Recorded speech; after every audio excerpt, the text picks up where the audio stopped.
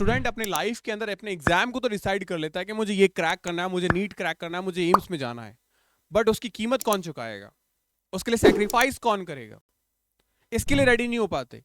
और अगर आप सेक्रीफाइस के लिए रेडी नहीं हो तो डेफिनेटली यकीन मानो कि आप बस एक भेड़ चाल चल रहे हो। आप उस सक्सेस को, उस कॉलेज को हासिल किसी भी कीमत पे नहीं कर पाओगे जब तक उसकी कीमत, उसका सेक्रीफाइस आप चुकाओगे नहीं। आज एम्स बीएससी नर्सिंग करीब करीब 1.5 लाख लोग एग्जाम देंगे, लेकिन सीटें हमारे पास में सिर्फ गिनी चुनी 1300 हैं। तो उन 1300 लोगों को ही ये सीट मिलेगी जो सच में इसके लिए डिजर्विंग है, जो इसके लिए सैक्रिफाइस करने को रेडी है। सैक्रिफाइस हर इंसान अपने अलग अलग तरीके से करता है। कुछ एक्सटर्नल फैक्टर्स होते हैं, कुछ इंटरनल फैक्टर्स होते हैं। मैं आपको बताने वाला हूं इस वीडियो के अंदर कि अगर आपका सपना है एम्स के अंदर जाना, आप एम्स एमबीबीएस के लिए जा रहे हो, आप एम्स नर्सिंग के लिए जा रहे हो, because AIIMS the haven of a medical science. और अगर हेवन वर्ड है तो डेफिनेटली आसान तो नहीं होगा, सैक्रिफाइसेस होंगे उसके अंदर और उसकी कीमत चुकानी पड़ेगी। अगर मैं बात करूं मोटे मोटे तौर पे एम्स को लेके कि इसके सैक्रिफाइसेस क्या हो सकते हैं, सबसे पहली चीज जो मैंने कहा, दो फैक्टर्स हमारे पास होते हैं, external factor and internal factor. External factors में हमारे पास सबसे पहली चीज है हमारा फोन। इसे सैक्रिफाइस करना होगा। हम जो अननेसेसरी इसे यूज कर रहे हैं बिना किसी काम के, एक छोटे से 5 मिनट के लिए 50 मिनट को वेस्ट कर देना, ये हमें छोड़ना पड़ेगा। फ्रेंड्स, जिसे हम अपना यार दोस्त जो हमारी मुसीबत के समय काम आए, उसे छोड़ना पड़ेगा। क्योंकि सच्ची दोस्ती उसे कहते हैं जब आपकी खुशी में वो खुश हो, आपकी सक्सेस, आपकी सफलता में वो खुश हो। वो समझेगा उस चीज को कि ये क्यों मुझसे अलग हो रहा है, क्यों मुझसे बात नहीं कर रहा, क्यों मुझसे कम्युनिकेट नहीं कर रहा। रिलेशन, मैंने प्रीवियस वीडियो में भी आपको बता रखा है कि रिलेशन वो होती है जो आपकी लाइफ में आगे बढ़ने में हेल्प करे। एक कहावत आपने सुनी होगी, एक सक्सेसफुल इंसान के पीछे एक औरत का हाथ होता है। तो वो औरत क्या कर रही है, उसे उस चीज में सपोर्ट कर रही है। सेम चीज रिलेशनशिप में, दोनों चीजें म्यूचुअल अंडरस्टैंडिंग से बैलेंस होती है कि वो आपको सपोर्ट करे।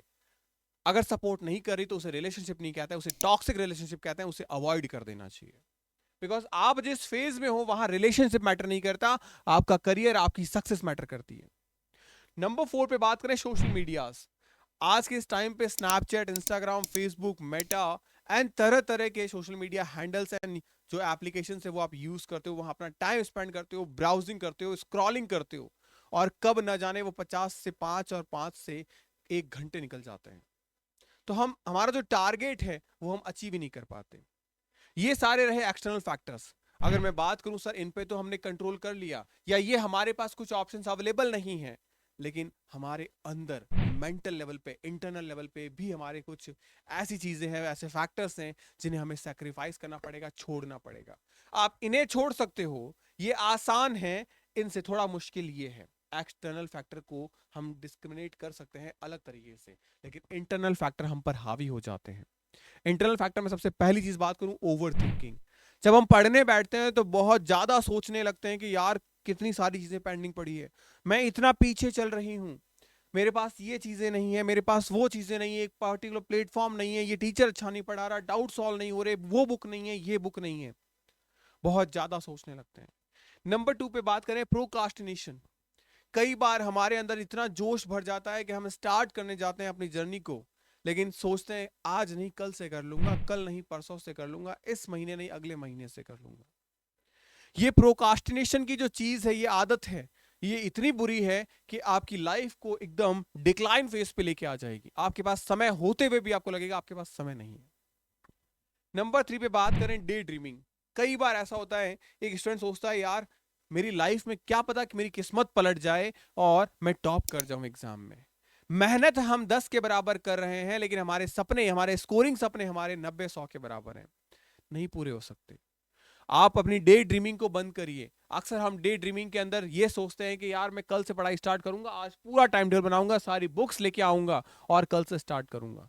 आज पूरा जोश है, पूरी मोटिवेशन क्लासेस देखी मैंने, but start zero, result zero. Number 4 पे बात करें, अंडर कॉन्फिडेंस। आप में से बहुत सारे ऐसे हैं जो इस चीज से बाहर आ चुके हैं, इन तीनों पॉइंट से बाहर आ चुके हैं, लेकिन जैसे जैसे एग्जाम के दिन करीब आते हैं, उल्टी गिनती शुरू होती है, हम अंडर कॉन्फिडेंट हो जाते हैं, हमारा कॉन्फिडेंस लेवल डाउन हो जाता है।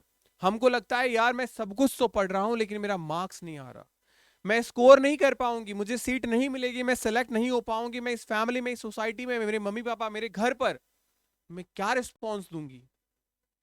अंडर कॉन्फिडेंस की वजह से आपका परफॉर्मेंस बहुत बुरे तरीके से गिर सकता है।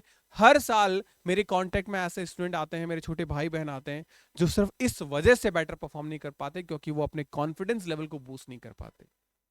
अंडर कॉन्फिडेंट के चक्कर में आपका स्कोर जो 90-95 होना चाहिए, वो स्कोर आके सीधा डाउन आ जाता है 40 के आसपास।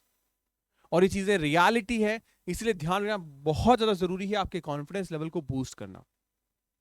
कॉन्फिडेंस लेवल कैसे बूस्ट होता है, ये चीज आप जब प्रैक्टिस करते हो, क्वेश्चंस करते हो, सिमिलर क्वेश्चंस करते हो, आपके पास में जब आपके एजुकेशनल टूल्स आपके एग्जाम के अकॉर्डिंग होते हैं, तो बेस्ट परफॉर्मेंस निकल के आती है।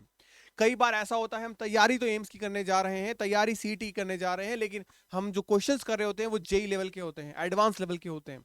वहां हम क्या करते हैं, मात खा जाते हैं।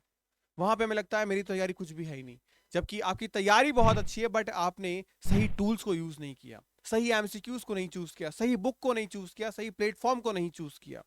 बहुत ज्यादा जरूरी है आपके कॉन्फिडेंस को बिल्ड करने के लिए कि आप जिस एंट्रेंस एग्जाम की तैयारी कर रहे हैं उसी के सिमिलर या उससे जरा सा अबाउ, ताकि कभी बैलेंस पेपर ना आए तो हम चीजों को मैनिपुलेट करके उसे सही ढंग से अरेंज कर पाए और अपने स्कोर को एक सेफ जोन में लेके आ पाए।